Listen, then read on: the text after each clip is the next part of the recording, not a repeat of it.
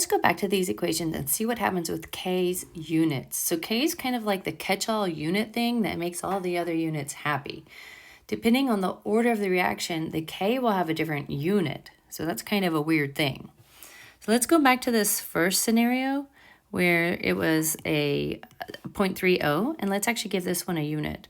So this was actually 0.30 molarity when it got plugged in.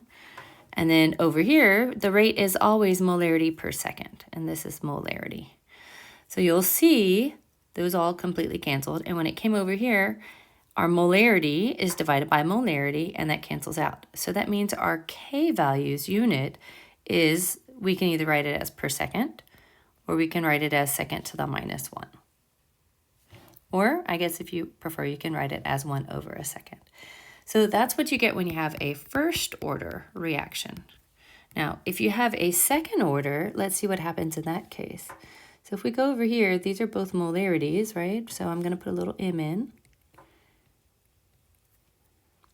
And so those cancel out right there. And it means that over on this side, our 2 had an m in it.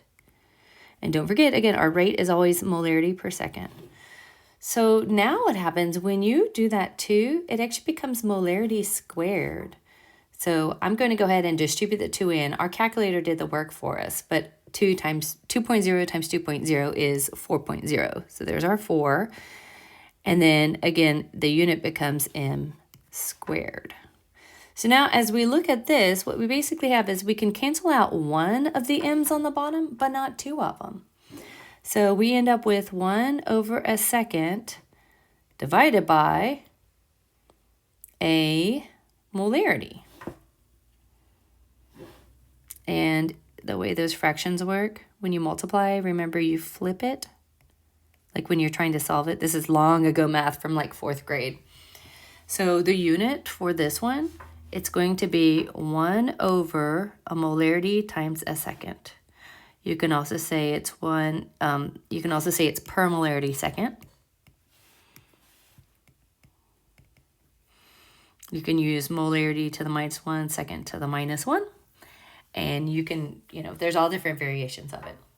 So just note that when it is second order, you're going to have a different kind of a unit for your K value than you will for your first order. And it will continue like your third order, and you can try plugging in something that's third order. But what will happen is that this will become even higher of a number, so you'll end up with like that.